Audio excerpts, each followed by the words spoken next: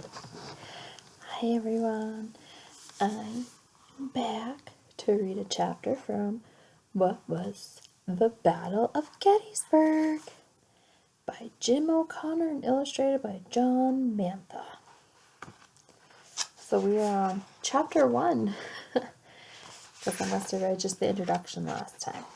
Alright, here we go. In July 1863, two massive armies fought a deadly battle around the little town of Gettysburg, Pennsylvania. The American Civil War had been raging for 2 years. 2 years, North against South. A civil war is when people of the same country go to war against one another. Brothers fight brothers, fathers oppose sons, long friendships end in hatred and death. So before I go any further, I'm going to show you some pictures here. So here's the picture. So this is for Gettysburg. There's Harrisburg, Pennsylvania, Philadelphia, Pennsylvania. So it's right in there is where the Battle of Gettysburg was. And then these two people are, this is the Union soldier. This was the Confederate. Confederates were in the South. Unions were in the North. Gettysburg was not the first battle of the Civil War, and it was not the last, but it was the bloodiest. About 165,000 soldiers took part in it, 90,000 Union soldiers against 75,000 Southern soldiers. When the battle ended after 3 days, a total of about 50,000 men were dead, wounded, or missing. After Gettysburg, the Civil War would go on for 2 more years. Fighting didn't stop until the South surrendered on April 9th, 1865. Robert E. Lee surrenders to Ulysses S. Grant. Gettysburg is still considered the most famous battle of the war. Why? At Gettysburg, the tide turned. Up until then, the South had been winning. After Gettysburg, the Confederates were no longer sure their army was unbeatable. And after 2 years of losing battles, the Northern forces gained pride and confidence. They believed the war was theirs to win, and they were right. Gettysburg was a prosperous market town of 2,400 people. A network of 10 roads extended out from town like the spokes of a wheel. Until July 1863, Gettysburg was not well known like other cities in Pennsylvania, such as Philadelphia or Harrisburg. Some pictures.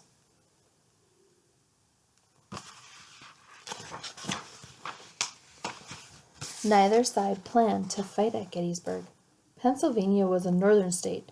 So far, battles had been fought all over the South in Tennessee, Louisiana, Virginia, North Carolina, South Carolina, Maryland, Kentucky, Mississippi, West Virginia, Texas, and Georgia. The farthest north that any fighting had taken place was around Washington, D.C. But now Confederate General Robert E. Lee had a new idea. Lee was the top general of the Southern Army. He wanted to whip the Northern Army on their own land, so he sent his troops north into the lush farmlands of Pennsylvania. First, they could get supplies. They would go into stores and onto farms, forcing people to sell them whatever they needed: food, shoes, clothes. So on the map here, the Confederate states are that have the lines, so they look kind of gray, and the ones that are not gray are the actual Union states. And then on this side is where they went to go, the Southern Confederates went to go find supplies. The Southern soldiers paid in Confederate money that was worthless in the North. By starting a battle in Pennsylvania, Lee would lure away some Northern troops fighting in the South. The Northern army remaining in the South would be smaller, less powerful. That increased the rebels' chances of winning more and more victories. In Pennsylvania, Lee wanted to pick the best places for his men to fight from. For instance, the tops of hills. From there, soldiers could see down in all directions and destroy an oncoming army. Once Lee had entrenched his troops in the Pennsylvania hills, he hoped they'd wipe out the Northern forces. Lee hoped that if his plan worked, the Union would have to surrender. The war would end for good.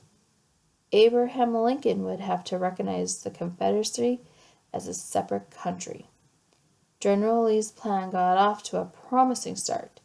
He moved his army into Pennsylvania with little trouble. By June 29th, his troops were preparing to attack Harrisburg, the state capital. So Confederate money, and this is them being prepared right here to go fight. All right, now we're going to talk about Robert E. Lee. General Robert Edward Lee was born on January 19, 1807, at Stratford Hall Plantation in Virginia. His father, Henry Light Horse Harry Lee, had been a hero in the Revolutionary War. Lee graduated second in his class at West Point during the Mexican-American War. He served for a time with USS Grant. Grant was the general Lee would surrender to in 1865, ending the Civil War. Lee thought that the southern states were wrong to secede. He also called slavery a moral and political evil in any country. When the war started, President Lincoln asked Lee to become the commander of the Union Army. Lee said no. He had decided to join the Confederacy. Why? Robert E. Lee felt very loyal to his home state of Virginia. The Lees were one of Virginia's oldest families. His wife was a great-granddaughter of Mantha Custis, who married George Washington. When Jefferson Davis asked him to lead the Southern troops, Lee accepted. He was a smart general whose troops were devoted to him, but he was soundly beaten at Gettysburg. It was the turning point of the Civil War. After the war, Lee became president of Washington College in Virginia. It was renamed Washington and Lee after his death. Robert E. Lee died on October 12, 1870 in Lexington, Virginia. So that's Robert Edward Lee.